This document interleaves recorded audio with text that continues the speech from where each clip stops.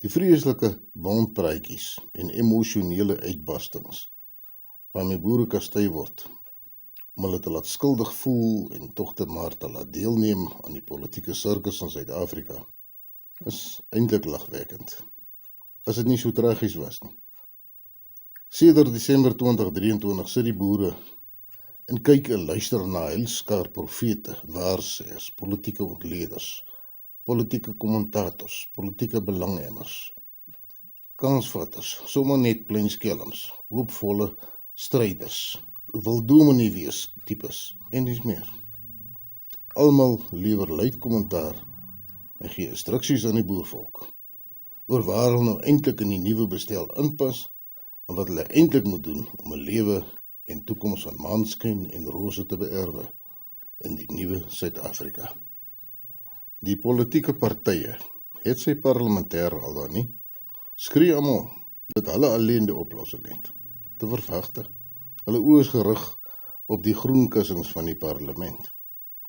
Enkele kansvatters en skelms wil sommer sonder party daar kom. Hulle ry op die rug van ander partye en belanghebbers, op die rug van boere, van Afrikaners, Engelse en ander.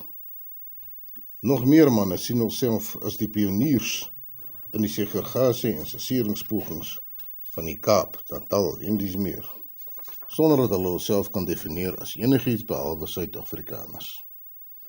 Geen volksidentiteit. Nog meer geriep die Anglo-Saksiese gemeenereg of common law aan, om homself as sovereigns al hier in Afrika te eien, sonder dat hulle besef dat die Anglo-Saxon common law nog nooit in Suider-Afrika of Afrika gegeld het nie en nooit sal nie. Wie wil nou vir Charles III erken as koning? Arrogant, om die minste te sê. En onnoosel. Ander gebruik godsdienstige oortuigings en gebruike en gewaande skrifgeleerdheid om sake uit te lê en boere te oortuig om hul fanatieke sektariese weë te volg. Anders is die boere sondaars en ongehoorsaam.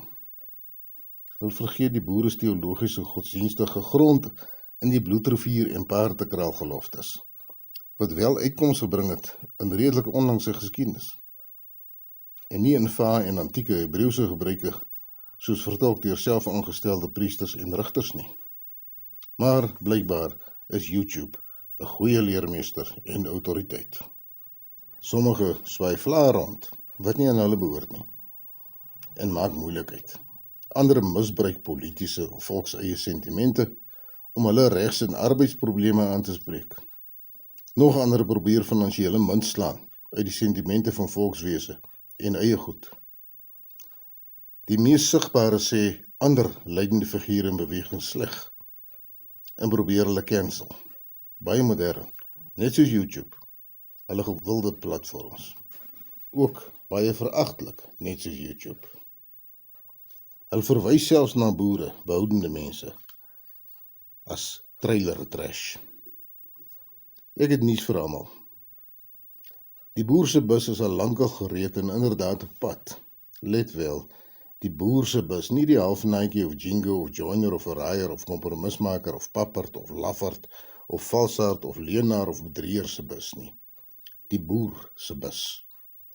Die bus van die swernoot.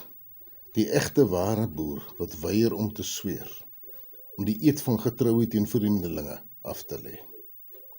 Waarom sou die ware boer nou saam met 'n Zulu of 'n Pedi of 'n Xhosa of Shangaan bande smee? Wat nog te sê 'n Afrikaner of Jood of Engelsman?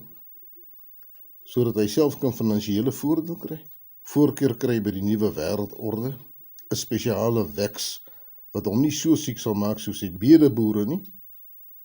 Die Vader weet, ons boere ken verraad. Ons loop al meer as 100 jaar daarmee saam. En dit lyk en ruik en maak nog steeds dieselfde. Vrot is vrot. Die boerse kultuur en volkswese is al die 1700s in die vizier van die liberale Kaapsonlander en Engelsman. Inderdaad is die twee boererepublieke, wat al in 1795 ontstaan het, beveg deur beide daardie groepe.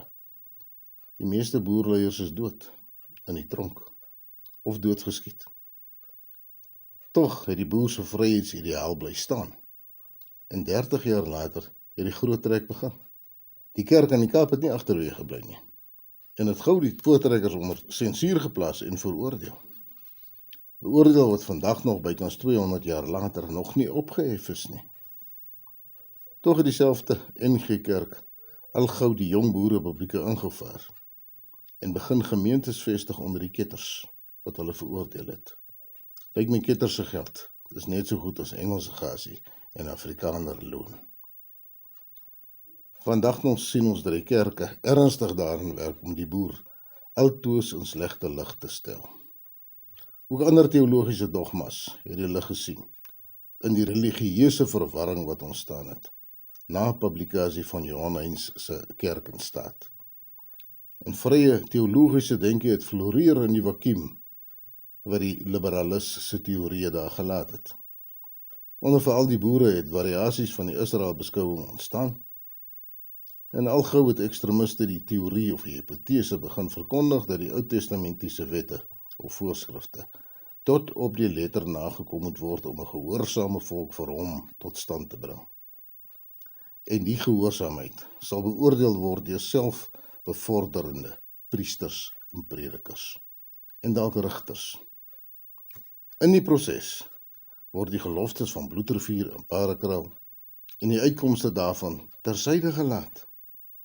En 'n nuwe teologiese dogma word gepoog om afgedwing te word, waar die boervolk se fokus op hulle vryheid en volkswese tersyde laat. Aan die ander kant word partypolitiek, sport, vermaak, geld, een wêreld ideologie ensovoorts as gesog aangebied deur die heersende media en meningsvormers. Multikulturele samevoeging van kultuur en uitlewing word gehou as die gewenste, die moderne weg om op te gaan. Weg van die trogloditiese engheid en eenvoud en gevoel vir die eie wat die boere aanklef. Ekstreme standpunte wat verwar in enige halwas poging tot behoudenheid laat ons spoor. Verleiers na alle kante, leiers wat die limite druk in alle rigtings, solank dit weg is van behoudenheid en die suiwer, skoon volkspad. Die geskiedenis word misken. Enige poging tot behoudenheid word vandag gemaak of afgeskiet is verkramp of verregs deur die linkse ding. Of liberaal deur die onbehoorlik anderse ekstremiste, gewoonlik mense wat nooit ergens inpas nie en homself uitskryf uit enige sosiale kontrak, ook volkswese. Soos onbeskaamde narre volg die linkses die pad van partypolitiek. Die stelsel wat in 1904 na die Boererepublieke gebring is, met die doel om huishoudings, families, gemeenskappe teen mekaar te verdeel en dit grootliks reg gekry het.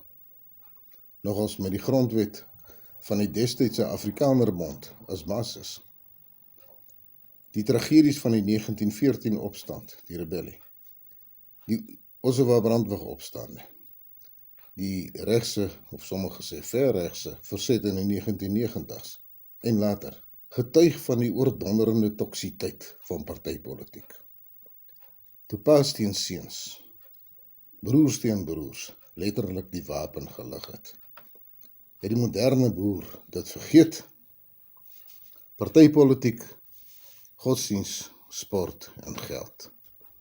As ook morele verval, afbreking van volkswaardes, die groot bedrog van Afrikanerskap, wat vandag nog 'n groot momentum geniet, maar gekenmerk word met die senuagtigheid wat ontstaan, na mate die ware boeregeskiedenis openbaar word.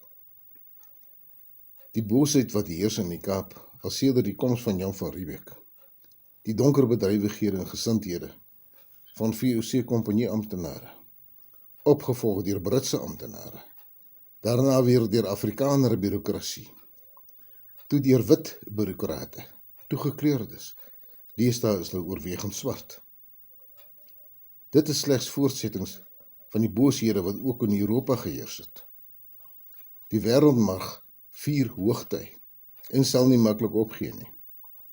Tog is die magte aan die boer se kant soveel groter en sterker, verseker van oorwinning.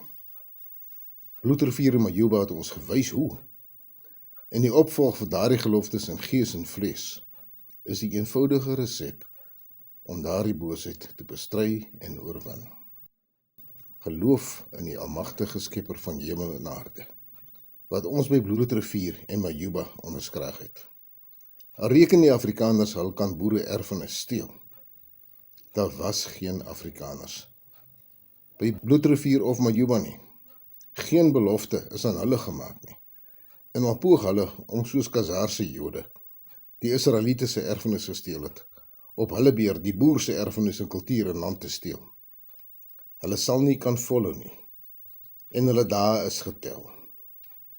Met boosheid het hulle aan bewind gekom. Deur hulle eie boosheid sal hulle vergaan. Boer, word wakker. Versterk jou gees. Staan op en eis jou eie.